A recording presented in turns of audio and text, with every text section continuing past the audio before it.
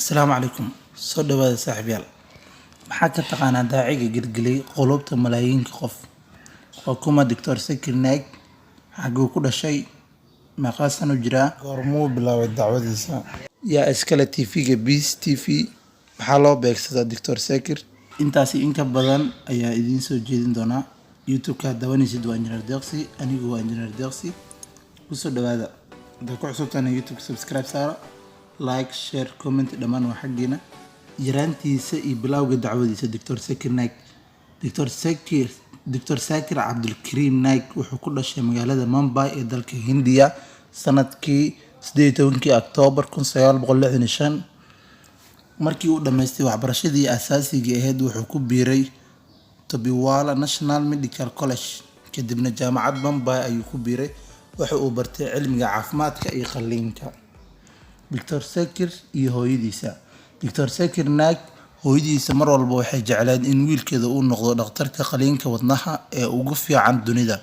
waxaana mar walba ay tusaale ugu soo qaadan jirtay Dr. Krish Bandan oo ahaa dhakhtarkii ugu horeeyay ee wadno qof u bedela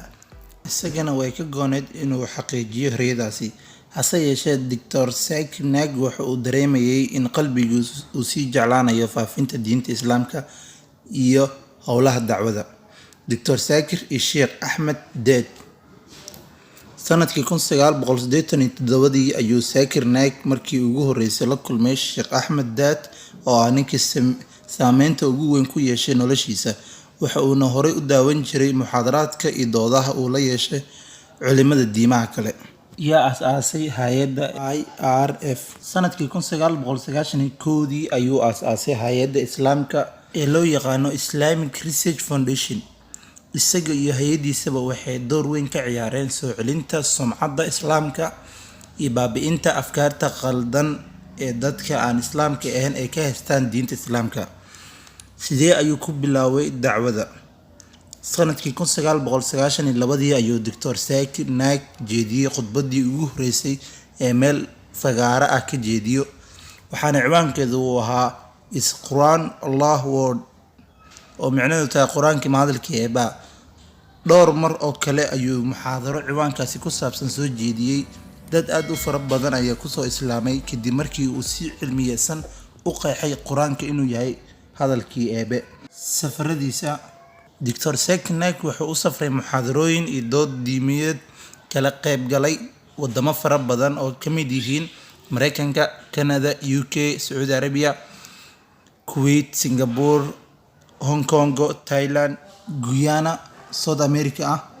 Qatar, Bahrain, Wales, South Africa, Montrealis, Australia, Malaysia, Ghana, Nigeria, Gambia iyo Japan Beast TV sanadkii 2006 ayuu Dr. Zakir Naik xariga ka jaray telefishinka caanka ah ee Beast TV waxaana laga daawadaa in ka badan 200 oo wadan waxaana maalin walba daawada dadyo gaaraya 200 oo milyan oo qof muxaadaraadka Dr. Zakir Naik waxa lagu qiyaasaa inay gaarayaan 3000 ilaa 4000 oo muxaadaro maxaa loo beegsadaa Dr. Zakir Naik warbaahinta wadamada reer galbeedka iyo culimada diimaha kale ayaa Dr. Zakir Naik u arkay inuu ku yahay khatar weyn maadaama uu leeyahay telefishinka loogu daawashada badan yahay dunida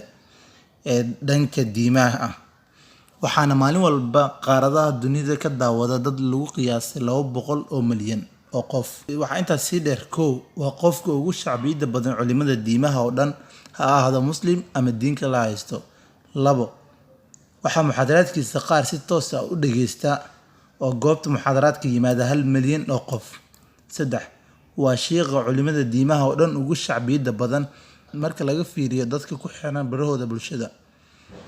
tusaale bartiisa Facebook waxa ku xiran in ka badan 22 milyan oo qof halka wadaadka ku xigo aan muslimiin bartiisa Facebook ay ku xiran yihiin ku dhawaad 2 milyan oo qofood waxa halkaas ku soo gabagabeynaa taariikhdii Dr. Zakir Naik oo ku maadsantahay dhageysiga iyo la jaanqaadkaaga fadlan hadda ku cusubtahay YouTube-keena subscribe noo saar gambalaalka furo